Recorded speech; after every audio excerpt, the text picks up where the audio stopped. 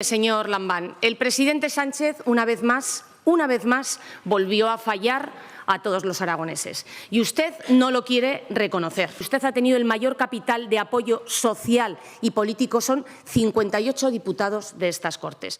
Usted no tiene ni el apoyo de sus propios socios, pero sí que tiene el apoyo político del resto de grupos parlamentarios. El Partido Popular le ha pedido a usted siempre firmeza. Ha tenido siempre claro que esta candidatura tenía que ser en condiciones de igualdad, que tenía que desarrollarse en los tres valles, en el Valle de Tena, en el Valle de Aragón, en el Valle de Benasque, que debía recoger también la alusión en el nombre de la candidatura a Aragón.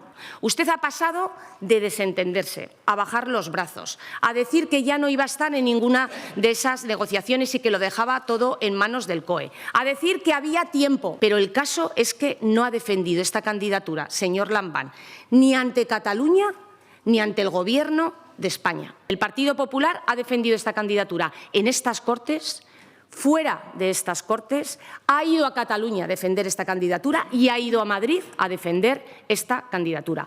En cualquier caso, señor Lambán, creo que usted podía haber hecho más. Ha echado la culpa al Gobierno catalán, también ha acabado echando la culpa de esto al COE, todo menos mirar a Sánchez y menos mirar hacia sí mismo. Pero alguna responsabilidad hay. Si no hay acuerdo, habrá fracaso. Señor Lambán, creo que usted ha desgastado ya mucho a los aragoneses. Usted nunca ha mirado hacia su propio Gobierno ni ha mirado hacia el señor Sánchez. Habiendo visto cómo ustedes han llevado a cabo la gestión de esta candidatura conjunta, todo lo que ocurra con ella, le aseguro que será ya un milagro. Muchísimas gracias.